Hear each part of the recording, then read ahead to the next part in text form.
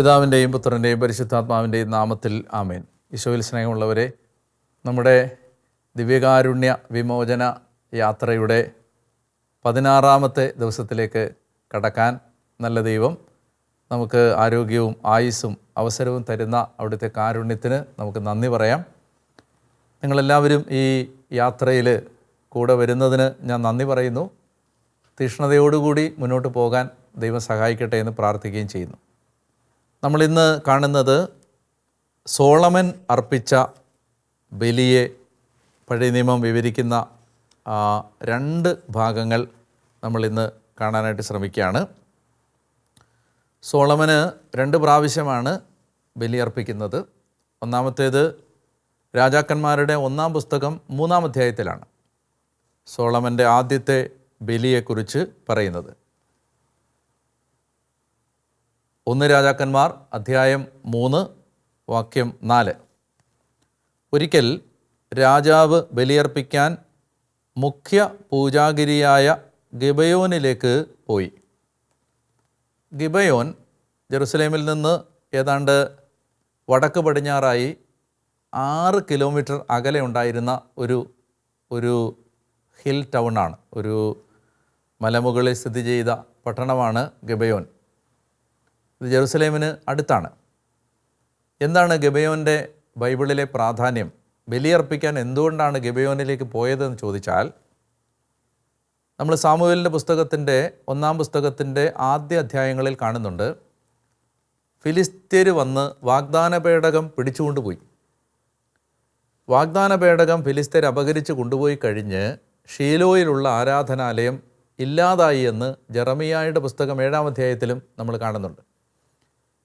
അങ്ങനെ ഷീലോയിലെ ആരാധനാലയം നശിപ്പിക്കപ്പെട്ടപ്പോൾ വാഗ്ദാന പേടകം പിന്നീട് പല സ്ഥലങ്ങളിൽ മാറി മാറി സഞ്ചരിച്ച് മറ്റൊരു സ്ഥലത്തേക്ക് പോയി. അപ്പോൾ അന്ന് ഉണ്ടായിരുന്ന സമാഗമ കൂടാരവും അതുപോലെ തന്നെ ബലിപീഠവുമെല്ലാം എടുത്ത് അവർ കൊണ്ടുപോയി വെച്ച ആ സ്ഥലമാണ് ഗിബയോൻ. അതുകൊണ്ട് ബലിയർപ്പിക്കാൻ ദാവീദോ സോളമനോ ഒക്കെ ആഗ്രഹിക്കുമ്പോൾ അവർ പൊയ്ക്കൊണ്ടിരുന്നത് ഗിബയോനിലേക്കാണ്. കാരണം അവിടെയാണ് മോശ മരുഭൂമിയിൽ വെച്ച് സീനായ് മലയുടെ അടിവാരത്തിൽ വെച്ച് ദൈവം പറഞ്ഞ പ്രകാരം നിർമ്മിച്ച ബലിപീഠം ഗിബയോനിലാണ് ഉണ്ടായിരുന്നത്. അതുകൊണ്ടാണ് ഇവിടെ പറഞ്ഞിരിക്കുന്നത്, രാജാവ് ബലിയർപ്പിക്കാൻ മുഖ്യ പൂജാഗിരിയായ ഗിബയോനിലേക്ക് പോയി. ഇവിടെ നമ്മൾ കാണുന്ന 2-ാമത്തെ ആശയം, അവിടെ രാജാവ് 1000 ദഹനബലി അർപ്പിച്ചിട്ടുണ്ടായിരുന്നു. സോളമൻ്റെ ജീവിതത്തിൻ്റെ ആരംഭകാലത്ത് നമ്മൾ കാണുന്ന ഒരു പ്രധാനപ്പെട്ട പുണ്യം, അദ്ദേഹം ദൈവകാര്യങ്ങളിൽ വളരെ എക്സ്ട്രാവഗൻ്റായിരുന്നു. ധാരാളിത്തം, ഒരു ലുബ്ധില്ലാതെ ആത്മീയ കാര്യങ്ങളിൽ വ്യാപരിച്ചിരുന്ന ആളാണ് തുടക്കത്തിൽ സോളമൻ. പിന്നീട് കാലാന്തരത്തിൽ അദ്ദേഹം അതിൽ നിന്നെല്ലാം മാറുന്നത് നമ്മൾ കാണുന്നുണ്ട്. എന്നാൽ അദ്ദേഹത്തിൻ്റെ ജീവിതത്തിൻ്റെ, പ്രത്യേകിച്ച് അദ്ദേഹത്തിൻ്റെ രാജകീയ ശുശ്രൂഷയുടെ തുടക്കത്തിൽ അദ്ദേഹം ദൈവകാര്യങ്ങളിൽ കാണിച്ച ആ നിർലോഭമായ ഉദാരത, അത് വളരെ എടുത്തു പറയേണ്ട ഒരു കാര്യമാണ്. അതുകൊണ്ടാണ് ഇവിടെ അദ്ദേഹം അദ്ദേഹം തന്നെ ആ പൂജാഗിരിയിൽ അവിടെ ഗിബയോനിൽ 1000 ബലി അർപ്പിച്ചിട്ടുണ്ടായിരുന്നു. അപ്പോൾ അതൊരു നിസ്സാരമായ ഇൻഫർമേഷൻ അല്ല. എന്താണ് അതിൻ്റെ ഫലം? ആ 1000 ദഹനബലി അർപ്പിച്ച സ്ഥലത്ത് ദൈവം അദ്ദേഹത്തിന് പ്രത്യക്ഷനായി. നമ്മൾ വിശുദ്ധ കുർബാനയിൽ എന്നും പങ്കെടുക്കുമ്പോൾ, ഞാൻ എല്ലാ ദിവസവും കുർബാനയിൽ പങ്കെടുത്ത്, ഞാൻ 1000കണക്കിന് കുർബാനകളിൽ പങ്കെടുത്തു, എനിക്കെന്താണ് ലഭിക്കുന്നത് എന്നൊരാൾ ചിന്തിക്കുമ്പോൾ നമ്മൾ മനസ്സിലാക്കേണ്ടത്, സോളമന് പ്രത്യക്ഷപ്പെട്ടതുപോലെ തന്നെ ദൈവത്തെ നമുക്ക് നേരിട്ട് അനുഭവിക്കാൻ സാധിക്കുന്ന ഒരു വലിയ ഇൻവെസ്റ്റ്മെൻ്റാണ് പരിശുദ്ധ കുർബാന അർപ്പണത്തിലുള്ള പങ്കുചേരൽ. അതുകൊണ്ട് നമ്മുടെ ജീവിതത്തിൽ നമ്മുടെ ആയുസ് മുഴുവൻ കുർബാന സ്വീകരിച്ചാൽ അത് നമുക്ക് നമ്മുടെ ആത്മാവിന് ഈ ഭൂമിയിൽ കൈവരിക്കാൻ കഴിയുന്ന നേട്ടങ്ങളിൽ വലിയൊരു നേട്ടമാണ്. നമുക്ക് ഈ ഭൂമിയിൽ ശേഖരിക്കാൻ കഴിയുന്ന വലിയ ഒരു നിക്ഷേപമാണത്. സ്വർഗത്തിനു വേണ്ടി ഒരാൾക്ക് കരുതി വെക്കാവുന്ന വലിയൊരു നിക്ഷേപമാണ്. നമ്മൾ തുടർച്ചയായി എല്ലാ ദിവസവും കുർബാനയിൽ പങ്കെടുത്ത് പ്രാർത്ഥിച്ചാൽ അത് നമുക്ക് തരുന്ന ഒരു നേട്ടം, ദൈവം നേരിട്ട് പ്രത്യക്ഷപ്പെടുന്ന അനുഭവമാണ്. ഞാൻ പല അനുഭവങ്ങളും ഷെയർ ചെയ്തപ്പോൾ ഈ കാര്യങ്ങൾ പറഞ്ഞിട്ടുണ്ട്, ഞാനതിലേക്ക് കടക്കുന്നില്ല. പക്ഷേ ഇത് വളരെ സത്യസന്ധമായ കാര്യമാണ്. നമ്മൾ ബലി അർപ്പിക്കുമ്പോൾ അവിടെ ദൈവം നേരിട്ട് ഇടപെടുന്ന അനുഭവങ്ങൾ ഉണ്ടാവും. അങ്ങനെ ഈ ഗിബെയോനിലെ പൂജാഗിരിയിലേക്ക് ആരാധന വസ്തുക്കൾ മാറ്റിയതിനെക്കുറിച്ച് ബൈബിളിൽ എവിടെയാണെന്ന് നിങ്ങൾക്ക് കാണണമെങ്കിൽ 1 ദിനവൃത്താന്തം 21-29 അത് കാണുന്നത്. അതൊരു ഇൻഫർമേഷൻ ഞാൻ പറഞ്ഞു എന്നേ ഉള്ളൂ. 1 ദിനവൃത്താന്തം 21-29 നമ്മൾ കാണുന്നുണ്ട് ഗിബെയോനിലായിരുന്നു ബലിപീഠം കൂടാരമൊക്കെ സ്ഥിതി ചെയ്തിരുന്നത്. അതുകൊണ്ടാണ് സോളമൻ അവിടേക്ക് പോകുന്നത്. ഇനി ദൈവം പ്രത്യക്ഷപ്പെട്ട് കഴിഞ്ഞപ്പോൾ സോളമൻ്റെ ഈ ബലിയിൽ നമ്മൾ പഠിക്കേണ്ട രണ്ടാമത്തെ ഒരു പാഠം, ദൈവം അദ്ദേഹത്തോട് ചോദിക്കുകയാണ്, സോളമൻ, എനിക്ക് നിന്നിൽ വലിയ പ്രസാദമുണ്ട്, നിനക്ക് ഞാൻ എന്താണ് തരേണ്ടത്? അപ്പോൾ ആ സമയത്ത് അദ്ദേഹത്തിന് എന്ത് വേണമെങ്കിലും ചോദിക്കാം. സമ്പത്ത് ചോദിക്കാം, മഹത്വം ചോദിക്കാം, സൽപ്പേര് ചോദിക്കാം, പ്രശസ്തി ചോദിക്കാം. പക്ഷെ ആ ചെറുപ്പക്കാരൻ വളരെ വിവേകത്തോടു കൂടി അദ്ദേഹം ചോദിച്ചത്, ദൈവമേ, എനിക്ക് നിന്നെ ശ്രവിക്കുന്ന ഒരു ഹൃദയം തരണമേ എന്നാണ്. നിന്നെ കേൾക്കാൻ പറ്റുന്ന ഒരു ഹൃദയം, ലിസണിങ് ഹാർട്ട്, വിവേകം, ജ്ഞാനം എനിക്ക് തരണേ എന്നാണ് അദ്ദേഹം പ്രാർത്ഥിച്ചത്. അപ്പം നമ്മൾ പരിശുദ്ധ കുർബാനയ്ക്ക് പോകുമ്പോൾ എന്ത് ചോദിക്കുന്നു എന്നുള്ളതും വളരെ ഇമ്പോർട്ടൻ്റ് ആണ്. നമ്മൾ ദൈവത്തിൻ്റെ അടുത്തേക്ക് ചെല്ലുമ്പോൾ, പ്രത്യേകിച്ച് നമ്മൾ ദിവ്യകാരുണ്യ ആരാധനയിൽ ദൈവം നേരിട്ട് ഇറങ്ങി വരുന്ന സമയമാണ്. ആ സമയത്ത് നമ്മൾ ദൈവത്തോട് എന്താണ് ചോദിക്കുന്നത്, എന്താണ് ചോദിക്കേണ്ടത്? സോളമൻ ചോദിച്ചതുപോലെ നമ്മൾ ജ്ഞാനം ചോദിക്കണം, ആലോചന ചോദിക്കണം, ദൈവഭയം ചോദിക്കണം, വിശുദ്ധി ചോദിക്കണം, വിശ്വസ്തത ചോദിക്കണം, ദൈവസ്നേഹം ചോദിക്കണം, എളിമ ചോദിക്കണം, ആഴമായ വിശ്വാസം ചോദിക്കണം, പ്രാർത്ഥനാ വരം ചോദിക്കണം, ആത്മീയ കാര്യങ്ങൾ ചോദിക്കണം. എന്താണ് അത് അങ്ങനെ ചോദിച്ചാലുള്ള നേട്ടം? ദൈവത്തിനത് പ്രസാദകരമായി മാറി. കർത്താവിന് അത് വളരെ ഇഷ്ടപ്പെട്ടു. ഇപ്പോൾ കർത്താവ് പറയാണ്, നിനക്ക് ചോദിക്കാമായിരുന്ന ഭൂമിയിലെ പല നേട്ടങ്ങളും ചോദിക്കാതെ നീ ജ്ഞാനം ചോദിച്ചതുകൊണ്ട് ജ്ഞാനം ഞാൻ നിനക്ക് തരുന്നു. ആ കൂട്ടത്തിൽ നീ ചോദിക്കാത്തത് കൂടി ഞാൻ നിനക്ക് തരുന്നു. സോളമന് ദൈവം മഹത്വവും സമ്പത്തും അഭിവൃദ്ധിയും അവൻ ചോദിക്കാത്തത് കൂടി. ഇതാണ് നമ്മൾ മനസ്സിലാക്കേണ്ട കാര്യം. നമ്മൾ ദൈവത്തോട് പരിശുദ്ധ കുർബാനയ്ക്ക് പോകുമ്പോൾ നമ്മൾ ആത്മീയ കാര്യങ്ങൾ ചോദിച്ചാൽ നമുക്ക് ഭൗതികമായ കാര്യങ്ങൾ ചോദിക്കാതെ തന്നെ ദൈവം തരും. അതുകൊണ്ടാണ് ഈശോ പറഞ്ഞത്, നിങ്ങൾ എൻ്റെ രാജ്യവും എൻ്റെ നീതിയും അന്വേഷിച്ചാൽ എല്ലാം കൂട്ടിച്ചേർക്കപ്പെടും. അപ്പോൾ അതുകൊണ്ട് അത് നമ്മൾ ഈ ഭാഗത്ത് നിന്ന് പഠിക്കുന്ന വളരെ പ്രധാനപ്പെട്ട ഒരു പാഠമാണ്. നമ്മൾ സോളമൻ്റെ ആദ്യത്തെ ബലിയാണ് ഈ 3-ാം അധ്യായത്തിൽ നമ്മൾ കണ്ടത്. ഇനി നമ്മൾ കാണുന്നത് സോളമൻ ജീവിതത്തിൽ കുറച്ച് കഴിഞ്ഞിട്ട് ദേവാലയം പണിത് കഴിയുമ്പോൾ അദ്ദേഹം ഒരു ബലി അർപ്പിക്കുന്നതായിട്ട് കാണുന്നുണ്ട്. അത് 2 ദിനവൃത്താന്തം 7-ാം അധ്യായത്തിലാണ്. 2 ദിനവൃത്താന്തം 7-ാം അധ്യായത്തിൽ സോളമൻ്റെ ആ ബലിയെക്കുറിച്ച് നമ്മൾ വായിക്കുന്നുണ്ട്. അതിൻ്റെ 1-ാമത്തെ വാക്യം എങ്ങനെയാണ്? സോളമൻ പ്രാർത്ഥിച്ച് കഴിഞ്ഞപ്പോൾ സ്വർഗത്തിൽ നിന്ന് അഗ്നി ഇറങ്ങി ദഹനബലി വസ്തുവും മറ്റു വസ്തുക്കളും ദഹിപ്പിച്ചു.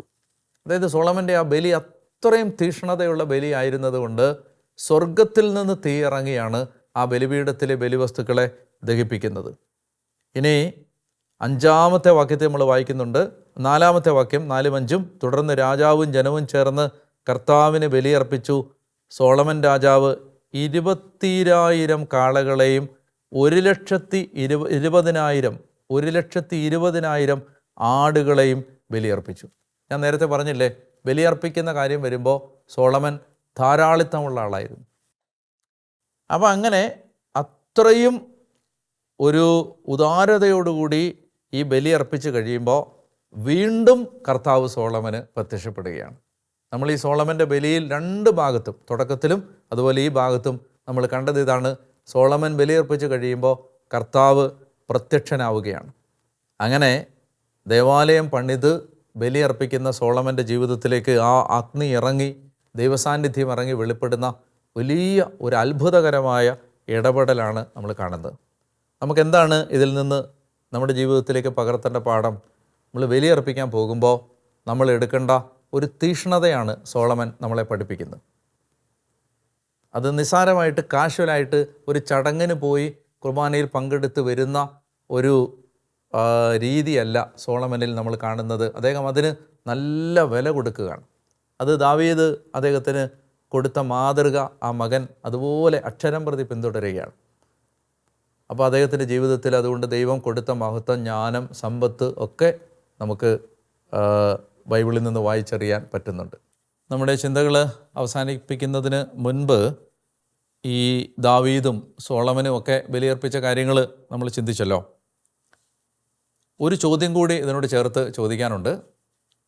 സത്യത്തിൽ എന്തുകൊണ്ടാണ് ദൈവത്തെ ആരാധിക്കാൻ ബലിയർപ്പിക്കണം എന്ന് ദൈവം ആവശ്യപ്പെടുന്നത്? Why sacrifice? വേറെ ഏതെല്ലാം രീതികളുണ്ട് ആരാധിക്കാൻ. ബലിയർപ്പിക്കണമെന്ന് തന്നെ പറയാനും, അല്ലെങ്കിൽ മനുഷ്യൻ ആരംഭകാലം മുതൽ തന്നെ ദൈവാരാധനയ്ക്ക് ബലി എന്നൊരു സങ്കല്പം രൂപപ്പെട്ടത് എങ്ങനെയാണ്? അതിൻ്റെ പിന്നിൽ പ്രവർത്തിക്കുന്ന കുറച്ച് ധാരണകൾ നിങ്ങളോടൊന്ന് പങ്കുവെക്കാൻ ആഗ്രഹിക്കുകയാണ്. ഒന്നാമത്തേത്, എന്തുകൊണ്ട് ബലി എന്ന ചോദ്യത്തിൻ്റെ ആദ്യത്തെ ഉത്തരം, എല്ലാ പാപത്തിനും സ്വയം പ്രസാദിപ്പിക്കുന്ന ഒരു തലമുണ്ട്. ഓരോ പാപത്തിലും നമ്മളെ സന്തോഷിപ്പിക്കുകയാണ്. Every sin is self gratification. അതൊരു സന്തോഷം, തനിക്ക് തന്നെ ഒരാനന്ദം ഓരോ പാപത്തിലും ഒരാൾ കണ്ടെത്തുന്നുണ്ട്. ഒരാൾ തന്നിലേക്ക് തന്നെ തിരിയുകയാണ്. Turning into oneself. ഒരാൾ സ്വാർത്ഥതയുടെ കൂടാരങ്ങളിലേക്ക് മടങ്ങിപ്പോകുന്നതിൻ്റെ പേരാണ് പാപം. ബലി എന്ന് പറഞ്ഞാൽ എന്താണ്? ബലി taking something valuable from one self. ഒരാളിൽ നിന്ന് വിലപ്പെട്ടതെന്തോ അയാൾ എടുക്കുകയാണ്, എടുത്ത് നിവേദിക്കുകയാണ്. അയാൾക്ക് വാല്യുബിളായ എന്തോ ഒന്നെടുത്ത് അയാൾ ബലിപീഠത്തിലേക്ക് വെക്കുകയാണ്. അത് അയാളുടെ ധാന്യമാവാം, ആടിനെ ആവാം, കാളയെ ആവാം, ഇനി അയാളെ തന്നെ ആവാം, അയാൾക്ക് വിലപ്പെട്ടത് എന്തും ആവാം. ബലിയർപ്പിക്കുക എന്ന് പറയുമ്പോൾ you are taking something out of you. അപ്പോൾ അത് പാപത്തിന് ഏറ്റവും ഉത്തമമായ പരിഹാരമാണ് ബലി. എന്താണ് കാര്യം? പാപം ഒരാൾ അവനവനിലേക്ക് തന്നെ തിരിഞ്ഞതാണ്. ബലി എന്ന് പറയുന്നത് ഒരാൾ തന്നിൽ നിന്ന് എന്തോ എടുത്ത് ദൈവത്തിന് കൊടുക്കുകയാണ്. അതുകൊണ്ട് sacrifice always has A repairing element. ഒരാൾ തന്നോട് തന്നെ മരിക്കുന്നതിൻ്റെ പ്രതീകമാണ് ബലിയർപ്പിക്കുക എന്നുള്ളത്. സത്യത്തിൽ നമ്മൾ തന്നെ മരിക്കേണ്ടതാണ്. അതിന് പകരമാണ് ഈ ആട് കൊല്ലപ്പെടുന്നത്, അല്ലെങ്കിൽ ഈ കാള കൊല്ലപ്പെടുന്നത്. അതിന് പകരമാണ് ഈ ധാന്യം ബലിയർപ്പിക്കപ്പെടുന്നത്. അപ്പോൾ നമ്മിലേക്ക് തിരിഞ്ഞതിന് ഒരാൾ നമ്മിൽ നിന്ന് വിലപ്പെട്ടതെടുത്ത് തന്നോട് തന്നെ മരിക്കുന്നതിൻ്റെ പ്രതീകമാണ് ബലി. അപ്പോൾ ആ ബലിയർപ്പണം യഥാർത്ഥത്തിൽ ഇറ്റ് കോസ്റ്റ്, അത് നമുക്കെന്തോ വിലപ്പെട്ടത് നമ്മളിൽ നിന്ന് എടുത്ത് കൊടുക്കുന്നുണ്ട്. അതാണ് ദാവീദൊക്കെ പറഞ്ഞത്, എനിക്ക് ഛേദമില്ലാത്ത വിലയില്ലാത്ത ബലി ഞാൻ അർപ്പിക്കുകയില്ല എന്ന് പറഞ്ഞതിൻ്റെ കാരണം അതാണ്. അതുകൊണ്ടാണ് ബൈബിളിലെ ബലികളെല്ലാം തന്നെ നമുക്കറിയാം, ബൈബിളിലെ ആരാധനകളെല്ലാം തന്നെ ബലിയർപ്പണങ്ങളാണ്. അത് കായീന് ആബേലും ആവട്ടെ, അബ്രഹാം ആവട്ടെ, നോഹയാവട്ടെ, യാക്കോബാവട്ടെ, മോശയാവട്ടെ, ദാവീദാവട്ടെ, സോളമനാവട്ടെ, ഇവരെല്ലാം ബലിയർപ്പിക്കുകയാണ്.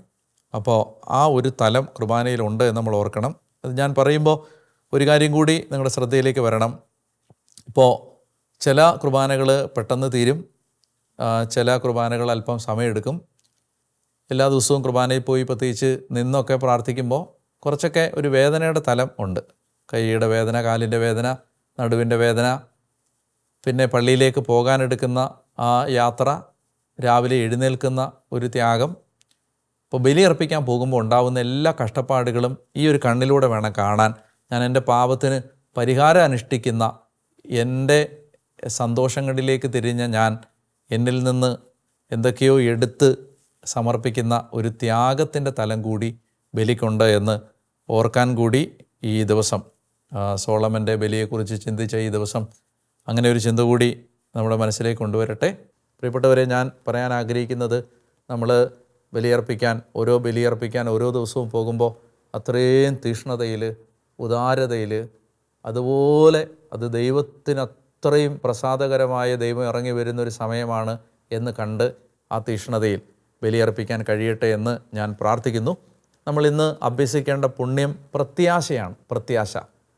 അപ്പോസ്തലൻ പറയുന്നുണ്ട്, ഈ ഭൂമിയിലെ പ്രത്യാശയില്ലാത്ത മറ്റ് മനുഷ്യരെ പോലെ നിങ്ങൾ ദുഃഖിക്കരുത്. നമ്മുടെ ജീവിതത്തിൽ വിഷമവും തകർച്ചയും വേദനയും നമ്മളെ ഭാരപ്പെടുത്തുന്ന അനുഭവങ്ങളൊക്കെ വരുമ്പോൾ ലോകത്തുള്ള മറ്റു മനുഷ്യർ ചെയ്യുന്നത് പോലെ നമ്മൾ പ്രത്യാശയില്ലാത്തവരെ പോലെ പെരുമാറരുത്.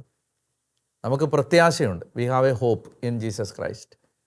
പ്രത്യാശ നമ്മെ നിരാശരാക്കുന്നില്ല. പ്രത്യാശയുള്ളത് കൊണ്ട് നമുക്ക് നിരാശയില്ല. അപ്പോൾ ഒഴിവാക്കേണ്ട തിന്മ ഡെസ്പെയറാണ്, നിരാശയാണ്. ഇച്ഛാഭംഗം, നിരാശ, പ്രത്യാശയില്ലായ്മ.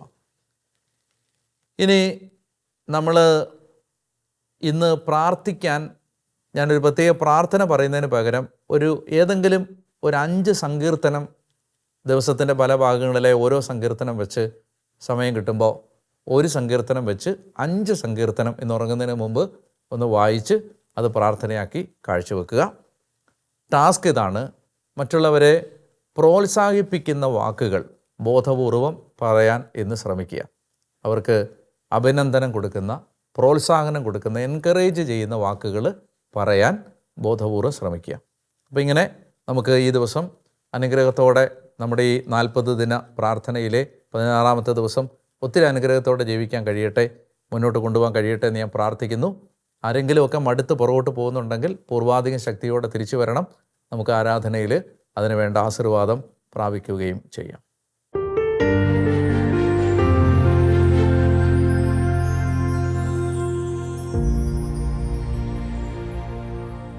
പരിശുദ്ധ പരമദിവ്യകാരുണ്യ-ഈശോയ്ക്ക് എന്നേരവും ആരാധനയും സ്തുതിയും പുകഴ്ചയും ഉണ്ടായിരിക്കട്ടെ.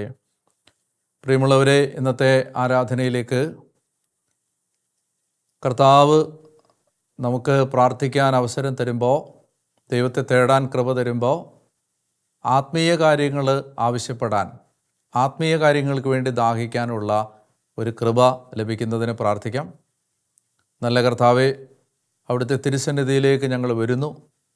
ഈ ലോകത്തെക്കാളും ദൈവത്തെ വിലമതിക്കാനുള്ള കൃപ ഞങ്ങൾക്ക് തരണമേ. ഞങ്ങൾ ഈ ലോക വസ്തുക്കളെ ആഗ്രഹിക്കുന്നതിന് പകരം കർത്താവ് തരുന്ന ആത്മീയ ദാനങ്ങൾക്ക് വേണ്ടി ആഗ്രഹിക്കാൻ ഞങ്ങളെ സഹായിക്കണമേ. പൗലോസ് അപ്പോസ്തലൻ ഞങ്ങളെ പഠിപ്പിച്ചതുപോലെ ആത്മീയ ദാനങ്ങൾക്ക് വേണ്ടി വലിയ ആഗ്രഹം ഉണ്ടാവാൻ കർത്താവെ, ഈ സമയത്ത് ഞങ്ങൾ അങ്ങയോട് കൃപ യാചിക്കുകയാണ്. സ്വർഗത്തെ നോക്കി ജീവിക്കാൻ ഞങ്ങളെ സഹായിക്കണമേ. വിലയില്ലാത്ത കാര്യങ്ങൾക്ക് കർത്താവെ, ഞങ്ങളുടെ ശ്രദ്ധ കൊടുക്കാതിരിക്കാൻ ഞങ്ങളെ സഹായിക്കണമേ. ഞങ്ങളുടെ ജീവിതം ഏറ്റവും അമൂല്യമായ നിധി കണ്ടെത്താനുള്ള ഒരു ശ്രമമാക്കി മാറ്റണമേ. കർത്താവെ, ഇന്ന് ഈ ആശീർവാദം അവിടുന്ന് നൽകുമ്പോൾ ഈ പ്രാർത്ഥനാ ശുശ്രൂഷയിൽ പങ്കെടുക്കുന്ന ആരെങ്കിലും ദൈവമായ കർത്താവെ ഈ ലോകത്തിനു വേണ്ടി മാത്രമാണ് ജീവിക്കുന്നതെങ്കിൽ കർത്താവെ, ആത്മാവിൻ്റെ കണ്ണുകൾ തുറക്കപ്പെടാൻ, ആത്മീയ അന്ധത മാറാൻ ഈ സമയത്ത് കർത്താവ് ശക്തമായ ഒരു അനുഗ്രഹം നൽകണം എന്ന് പ്രാർത്ഥിക്കുന്നു. നമുക്ക് പരിശുദ്ധ കുർബാനയുടെ ആശീർവാദം സ്വീകരിക്കാം.